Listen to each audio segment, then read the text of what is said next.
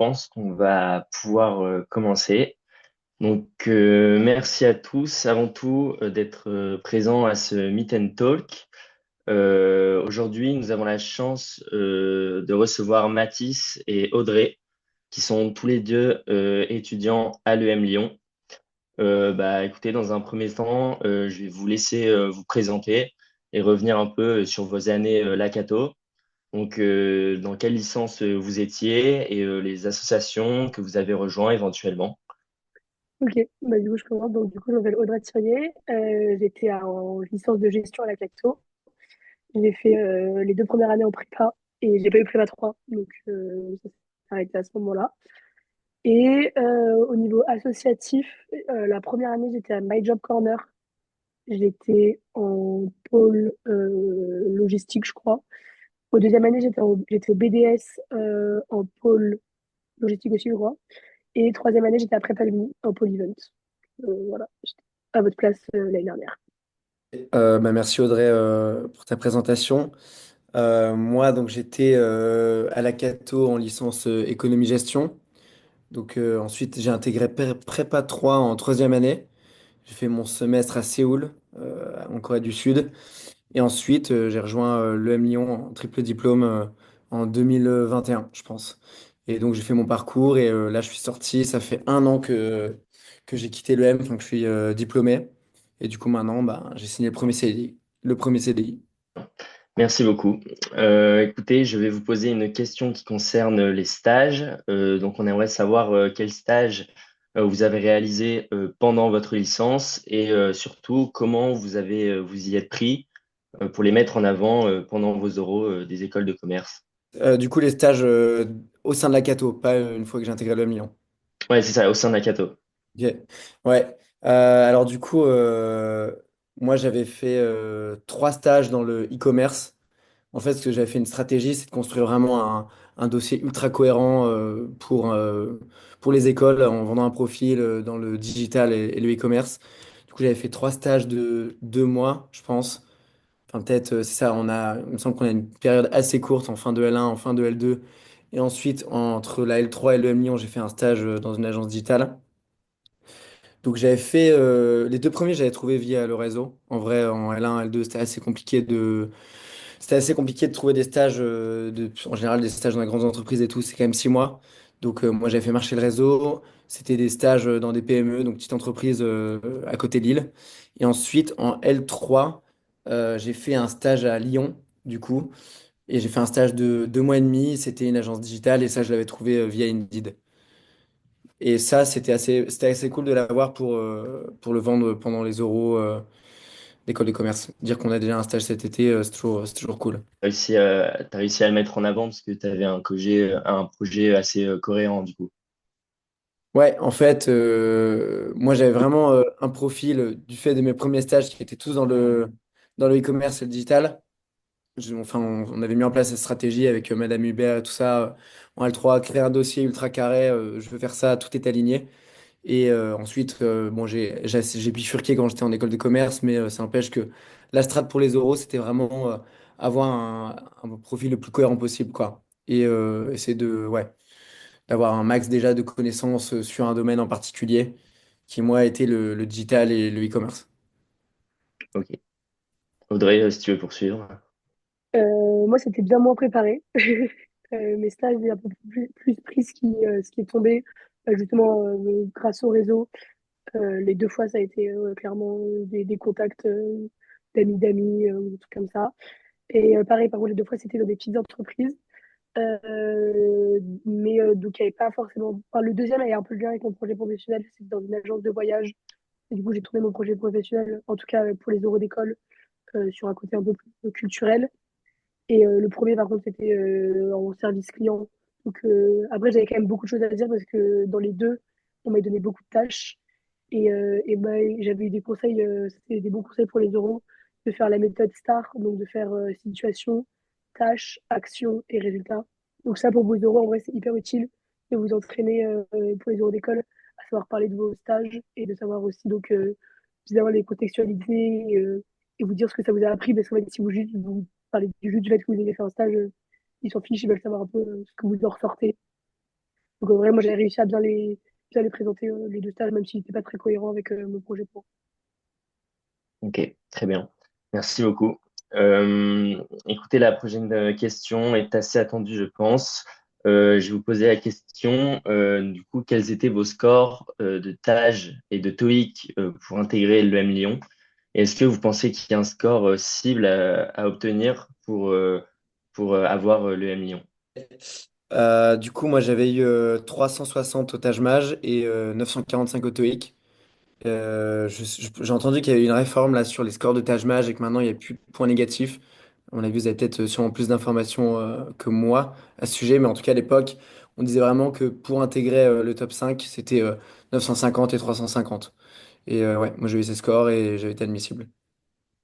Et ouais, bah, du coup, moi, mes scores n'étaient pas très loin de ceux de Mathis. J'avais eu 377 et 955 au TOEIC. Là où je pense que le TOEIC, je l'ai pas, enfin, j'aurais pu avoir un meilleur TOEIC et j'aurais peut-être dû le repasser une fois de plus, je pense, parce qu'en fait, in fine, ça coûte quand même pas mal pour les écoles. Et comme en fait, on peut le passer autant de fois qu'on veut, même si bon, ça coûte cher, je trouve que c'est un peu délaissé, que tout le monde est vraiment très focus stage. Mais si vous pouvez améliorer votre TOEIC, en vrai, c'est un truc pas mal à faire un peu jusqu'au dernier moment. D'accord. Et les stages aussi, je suppose, sont très importants pour rejoindre l'EM Lyon. C'est pas trop. Enfin, en tout cas, c'est hyper important sur le côté que du coup, tu as des choses à raconter justement pendant les euros.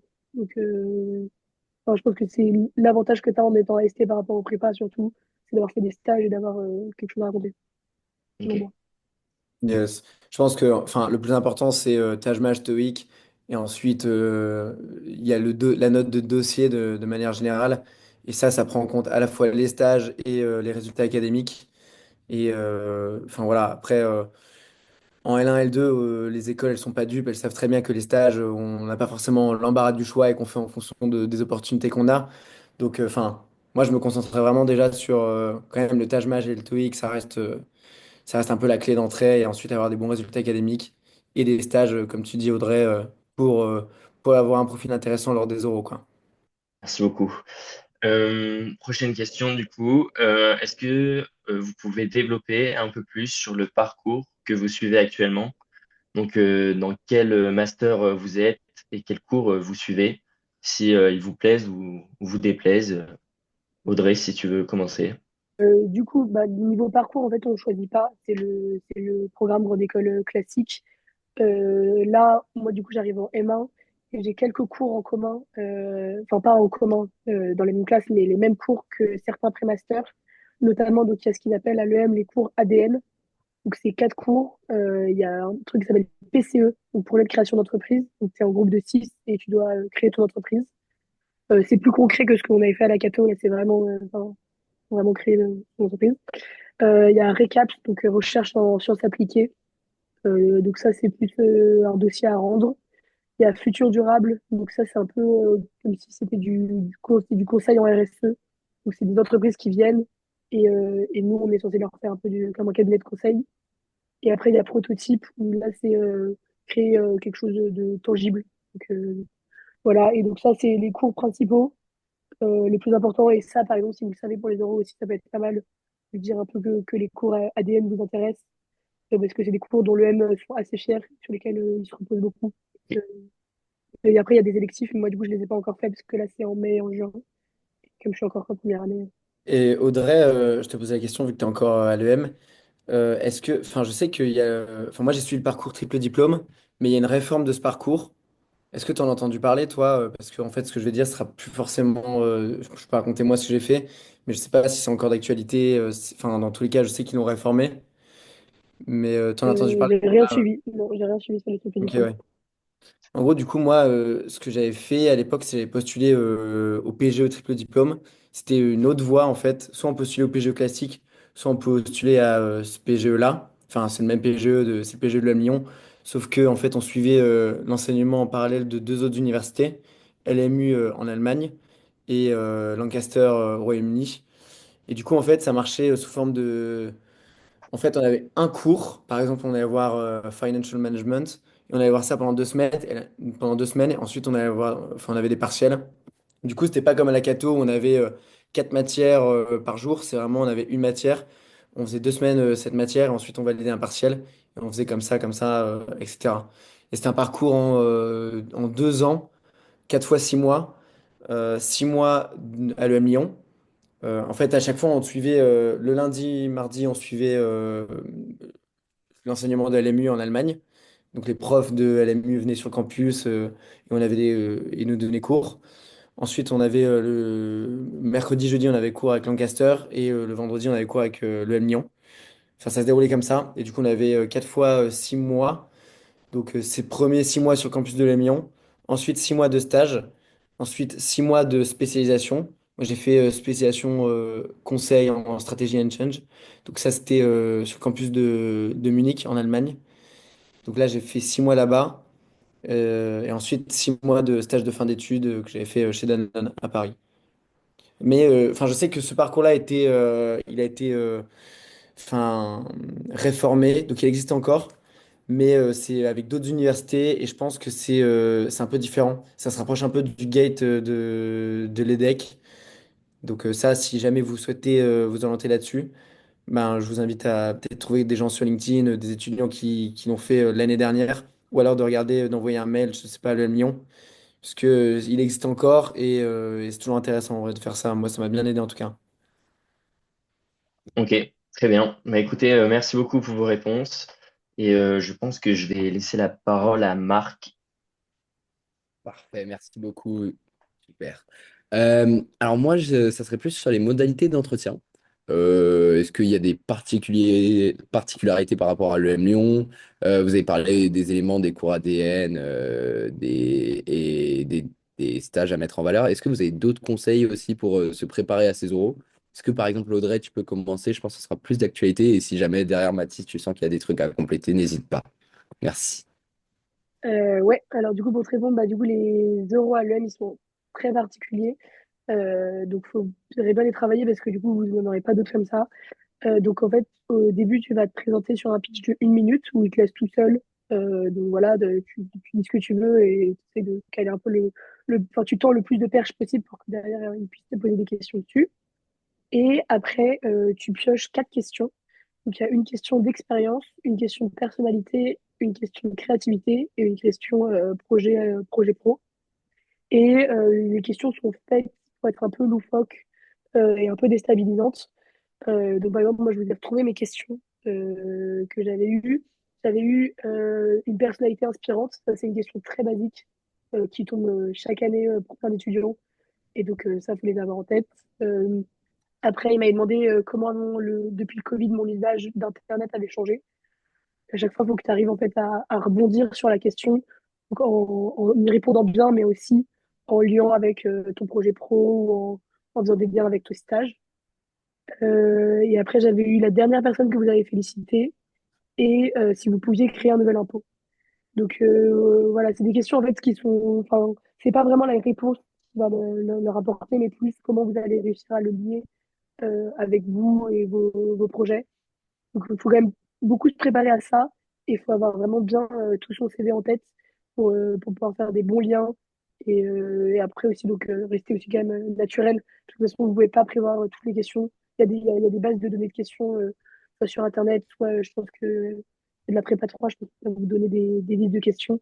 Donc, même si vous travaillez beaucoup, vous tomberez forcément sur une question que vous n'avez pas préparée, au moins une. Et donc, il faut être le plus naturel possible et réussir à s'en sortir, même si c'est pas le plus simple. Et après, il y a juste, en tant qu'AST, il y a juste un oral d'anglais. Il n'y a pas d'oral de LV2, je crois. Et l'oral d'anglais, c'est comme celui pour toutes les écoles. Donc, c'est un texte et un commentaire de texte, je crois que c'est ça. Voilà. Enfin, en tout cas, moi, ça s'était très bien passé, les deux. Les jurys étaient très sympas. Moi, c'était tout en anglais.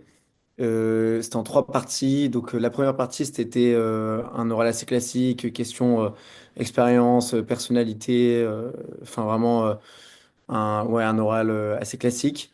Ensuite, deuxième partie, c'était test de logique. Et troisième partie, c'était un case donc de mise en situation. Pareil, là encore, je sais pas si je sais pas si c'est encore d'actualité, mais dans tous les cas, en tout cas, enfin, je te rejoins sur les conseils. Enfin, de manière générale, je vous conseille vraiment de bien vous préparer sur les oraux. Il y a des listes de questions où, franchement, déjà, il faut être calé à fond sur tout ce que vous avez mis sur votre CV. enfin, le moindre point de votre CV que vous avez mis, il faut être capable de vraiment le vendre et d'en parler de manière intéressante. Après, sur le pitch, bien s'entraîner à le répéter pour que on cale les 3 points vraiment, les 3 points différenciants qu'on a dans notre profil.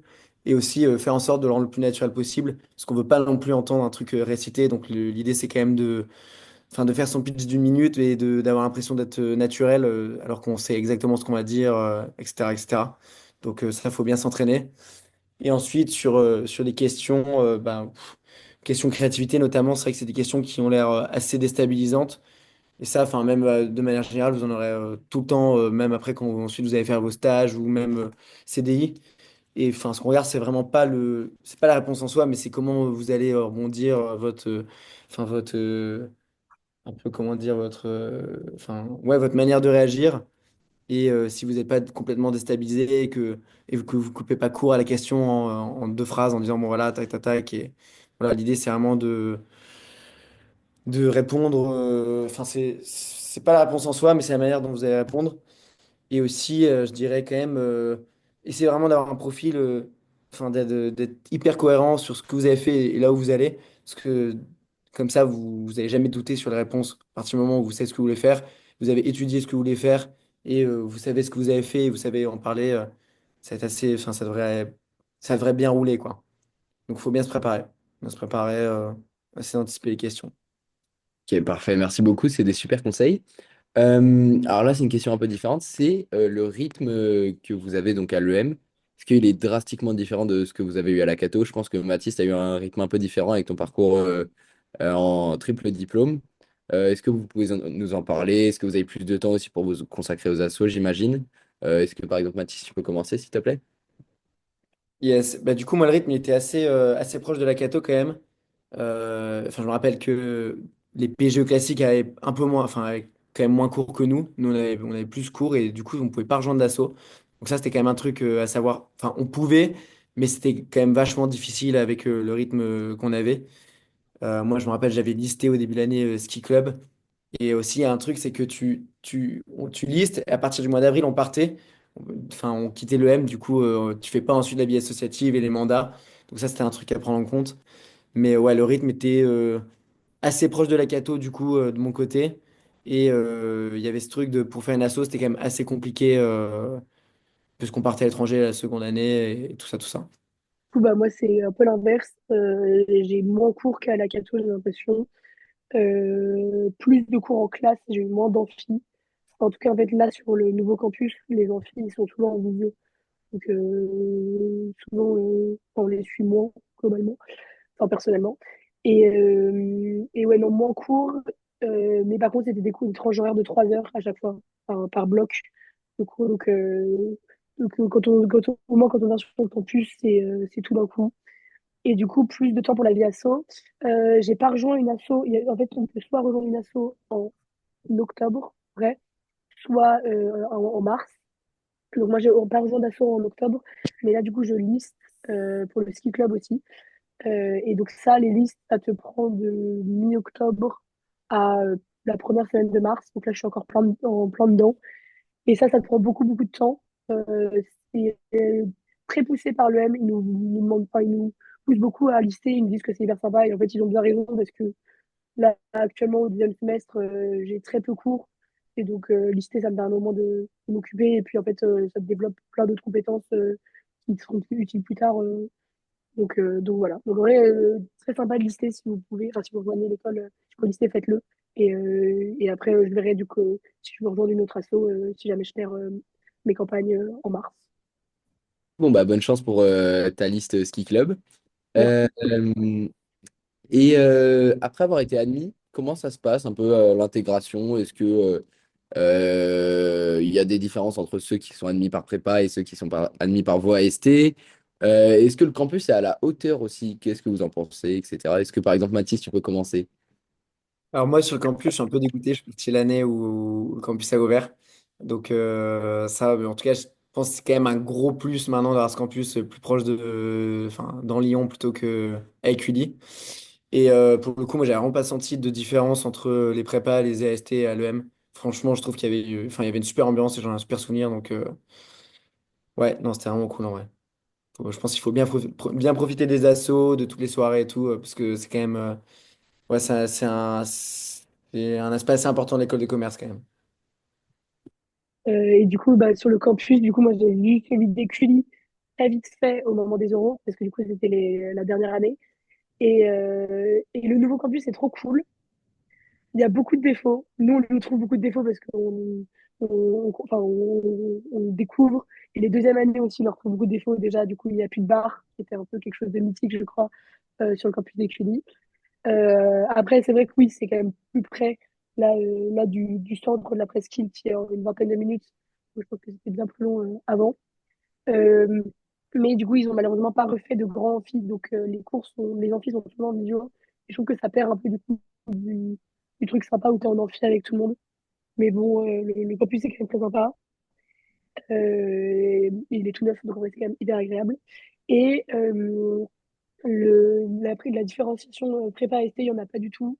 Et aussi, du coup, niveau liste, c'est demandé d'avoir moitié prépa, moitié AST. Donc, en fait, tu es obligé de te mixer. Du coup, bah, c'est hyper cool. En fait. Enfin, ça favorise les rencontres. Voilà. Donc, Bah, super, merci beaucoup Mathis et Audrey pour les réponses. Je laisse la parole à Victoire pour les prochaines questions. Oui, bon, vous avez déjà partiellement répondu aux questions que j'allais vous poser, notamment concernant les différences entre les AST et les étudiants sortis de prépa. J'aimerais bien revenir peut-être sur les associations assez rapidement. Donc, vous avez dit tous les deux que vous aviez listé, si je ne me trompe pas, pour le ski. Est-ce que vous aviez candidaté aussi pour d'autres associations? Ou non, seulement ça, c'est déjà assez présent, j'imagine. bah, du coup, moi, non, pas encore. Après, je verrai en mars, si jamais donc, je perds le mandat du ski club, je peux rejoindre une autre association et je verrai à ce moment-là. Mais le truc, c'est que du coup, en étant AST, là, moi, je pars en césure en juillet et je reviens que en septembre 2026. Euh, et, et du coup, je rate un peu le coche, certains trucs d'action en échange pendant mon M2. Enfin, là, Ouais. c'est plus un choix perso. Mais en soi, si je rejoins une asso, je peux. Et tu peux rejoindre une asso en cours d'année, ça se fait? Ouais, c'est ça. En fait, là, si je rejoins en mars, je serai sur le mandat de l'année d'après. Ok, ouais. Ouais, Donc, Mathis? c'est soit à rejoindre en octobre, soit en mars. Et en fait, à chaque fois, Ouais. ils prennent des prépas et des AST. Moi, je me rappelle qu'à l'époque, il y avait d'autres assos qui m'intéressaient. Il y avait notamment BDX, c'est l'asso des sports extrêmes. Après, ouais, il y a les assos classiques qu'on trouve partout, BDE, BDS. Tu as aussi le Petit Paumé, qui est une asso pour laquelle il faut lister, parce que on liste pas toujours pour toutes les assos. C'est plutôt les assos où il y a du monde, je pense, où ça liste. Et Petit Paumé, c'est en gros, enfin, l'idée, c'est de faire un livre sur tous les restos et les bonnes adresses dans Lyon. Donc c'est un peu le ch'ti dans le Nord, qui est les decks. Ok, parfait. Ouais. J'ai une dernière question à vous poser. Est-ce que vous avez la possibilité de partir en césure? Et si oui, cette césure, est-ce que c'est uniquement un stage? Ou alors est-ce que d'autres projets pro sont encouragés pendant cette césure? Audrey, peut-être? Bah, je sais pas, vous, Mathis, parce que j'ai pas son triple diplôme, mais en tout cas, oui, du coup, nous, la césure est encouragée. Donc là, enfin, personnellement, moi, je fais une césure de 1 an, donc de juillet à septembre de l'année prochaine, enfin, juillet de l'année prochaine. Et moi, je souhaite faire 2 fois 6 mois de stage. Après, on est libre de faire ce qu'on veut. Il y en a qui se lancent dans des projets d'entrepreneuriat, il y en a qui font des missions humanitaires. L'EM, en fait, nous laisse libre de faire ce qu'on veut pendant cette année. Et la césure n'est pas obligatoire, mais elle est vivement conseillée. Donc voilà. Et après, moi, du coup, je décide de faire 2 fois 6 mois de stage. On peut faire enfin, ce qu'on veut, en fait, pendant cette année. Bah, effectivement, soit tu fais 2 fois 6 mois de stage. Je sais que nous, il y avait pas mal de projets de création d'entreprise. Après, pas mal de voyages aussi. Donc, ça, c'est vraiment du temps. Enfin, ce serait dommage de ne pas l'apprendre parce que c'est du temps pour se développer soit en expérience pro via des stages, soit en expérience personnelle via l'humanitaire ou du voyage ou des projets perso d'entrepreneuriat, quoi. Ok, ouais. J'ai une question qui intéresse pas mal de monde. C'est dans quelle école vous aviez candidaté? Et si oui, où est-ce que vous aviez été admis? Enfin, jusqu'à où? Ça intéresse pas mal de monde, ça. Perso, moi, j'avais demandé l'ESCP, mais sur la session de novembre, ce qui avait été une Oui. grave erreur parce qu'en fait, j'ai plein d'amis qui ont eu à la session de février. Donc, et j'avais pas été prise, même pas admissible. On m'avait directement refusé. Et après, les autres écoles, j'avais demandé EDEC et Schema. Je n'avais pas demandé en dessous. Et Schema, j'ai eu. Et EDEC, j'ai été admissible, mais j'ai pas été admise à quelques places. Mais en fait, de toute façon, je voulais pas y aller du tout. Moi, je voulais aller à l'EM. Et j'ai eu l'EM. Donc, j'étais très contente. Ok. Yes. Moi, j'avais postulé aussi à l'ESCP, Schema, euh, EDEC, EL Lyon. J'avais pas été pris à l'ESCP. À l'EDEC, j'avais pas été pris, mais c'était un peu chelou parce que c'était l'année Covid, ils avaient enlevé le Taj-Maj. Sinon, normalement, je pense qu'avec des scores un peu comme ça, tu es censé être miscible et pouvoir faire les oraux. Il n'y a pas eu d'oraux non plus à l'EDEC, mon année. Et ensuite, j'avais été pris à Schema. Mais ouais, du coup, je suis allé à l'EM. Parfait, parfait. Bon, j'arrive à la fin de mes questions. Donc, si les autres, vous avez des questions, n'hésitez pas à les poser dans le chat ou à prendre la parole et on pourrait y répondre ensemble. Enfin, voilà. J'ai une petite question, mais c'est pas tout à fait par rapport à l'UM, c'est plus pour savoir, du coup, c'était quoi un peu plus les projets pro que vous avez présentés aux oraux et vu qu'ils ont évolué, bah, c'est quoi vos projets pro actuels? Enfin, Mathis, du coup, ce que tu fais maintenant, mais voilà. Yes. Bah du coup, ouais, moi j'avais vraiment construit un projet béton sur l'e-commerce. Et après, quand je suis arrivé en école de co, enfin, je commençais à avoir vraiment, j'avais tous mes stages dedans. Et enfin, ça me faisait un peu peur de m'enfermer sur la catégorie e-commerce. Et à 21 ans, tu peux rien faire d'autre, quoi. Donc ensuite, je suis parti dans le conseil. Et là, aujourd'hui, enfin, donc en gros, moi, si je reprends mes stages, j'avais fait mon premier stage, donc c'était e-commerce chez Dassault Systèmes. Ensuite, second stage, c'était à Munich chez Alliance Consulting. Et ensuite, troisième stage, c'était en strat commercial chez Danone. Donc j'avais fait vraiment trois stages dans des milieux quand même enfin, assez différents. Et là, je suis en conseil chez KPMG à Paris. Et ça te plaît? Ouais, c'est cool. En vrai, c'est cool. Après, moi, je savais que. Enfin, il y en a beaucoup qui vont faire ça, qui vont faire 2 ans dans le conseil, qui ensuite vont bifurquer. Moi, je pense que ce sera mon cas, mais en tout cas, je pense que c'est une bonne école après. En fait, ça permet aussi de gagner un peu de temps. Ce qui est cool, c'est que, enfin, tu vois, là, moi, ça fait 1 an et j'ai fait une, deux, trois entreprises et je vais en démarrer une quatrième. Donc, en vrai, c'est quand même assez cool de voir plusieurs secteurs et ensuite, ça permet de faire du réseau assez rapidement. Maintenant, je pense que si tu sais exactement ce que tu veux faire, il n'y a pas forcément besoin de passer par la case conseil. Je sais pas si tu veux évoluer dans, je sais pas, si tu as au moins un secteur cible ou un métier cible, voilà, pas forcément besoin de faire du conseil, quoi. Par exemple, tu veux faire bah, de la finance ou alors tu veux être dans le luxe, bah, postule directement dans des boîtes de ce secteur-là, quoi. Ok. Bah, c'est vrai que je crois que c'est le projet de pro de beaucoup de gens en classe sup, prépa 3, etc. Donc, c'est bon à Ouais. savoir. Puis après, quand tu arrives en école, on te vend quand même. Enfin, je me rappelle que moi, je connaissais pas le conseil avant d'arriver à l'EM.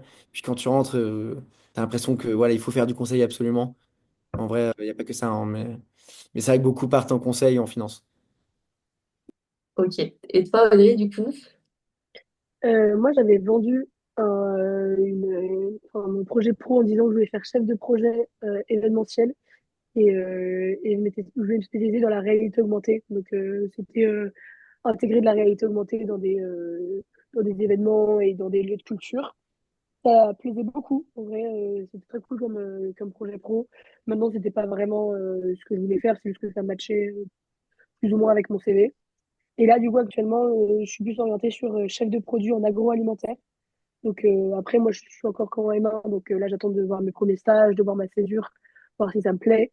Mais pour le moment, là, enfin, c'est pourquoi je recherche.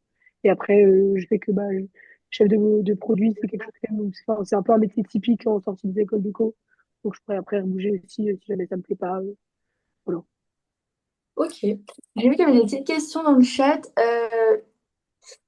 Est-ce que vous savez s'il y a des parcours en alternance à l'EM?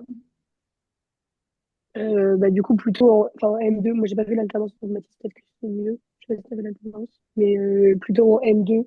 En tout cas, en arrivant en tant qu'AST, après ta césure, tu peux faire la demande pour faire ton M2 en alternance. Et du coup, je crois que tu es sur l'EM Lyon Campus de Paris. Ah oui, parce qu'on n'en a pas du tout parlé, mais du coup, il y a un campus de l'UM à Lyon et à Paris. Il y a une différence entre les deux ou pas du tout? Euh, Bah pour le campus de Paris, c'était des masters spé. Euh, D'accord. euh, Après, moi, j'ai un pote qui avait fait alternance. Justement, il avait fait 6 mois de stage chez Danone et ensuite il avait poursuivi enfin, avec son alternance de M2. Il était sur le campus de l'EM Lyon, mais il était en alternance chez Danone pendant un an. Donc au final, il avait fait un an et demi. Il a fait ses 6 mois de stage, puis son M2 en alternance, tout en étant sur le campus de Lyon. Donc, ouais, tu peux faire ça, tu peux faire tes stages à Paris et revenir juste une semaine faire ton cours à Lyon.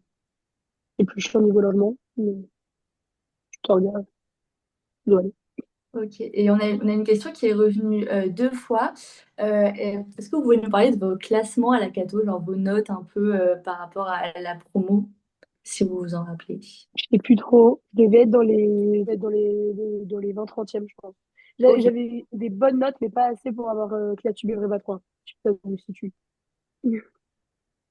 Ça allait, mais c'était pas non plus. Après, moi, j'ai eu beaucoup de chance parce que du coup, mon année, il y a beaucoup de personnes qui ont eu le SCP. Donc derrière, c'était, je pense, peut-être un peu plus simple de rejoindre le MLEDEC. Parce que du coup, il y avait déjà beaucoup de personnes qui avaient même pas postulé pour le MLEDEC parce que du coup, c'est déjà une école. Ok. Et toi, Mathis, tu t'en souviens ou... Ouais, bah du coup, je suis allé checker. Moi, j'avais 15,5 de moyenne et j'étais classé autour de la 10e place. Ok. Et j'ai fait pas 3. Du coup, je pense qu'on peut s'arrêter là. Merci beaucoup d'avoir pris le temps de venir vous présenter le M. Merci Audrey d'avoir continué à soutenir l'asso. Et merci Mathis d'être rendu disponible. Et pour nos participants à la conférence, on se retrouve mercredi pour Audencia. Bonne Bah, merci à soirée. vous. Il y a beaucoup à tous. Merci, salut. Merci. Bon courage pour vos concours.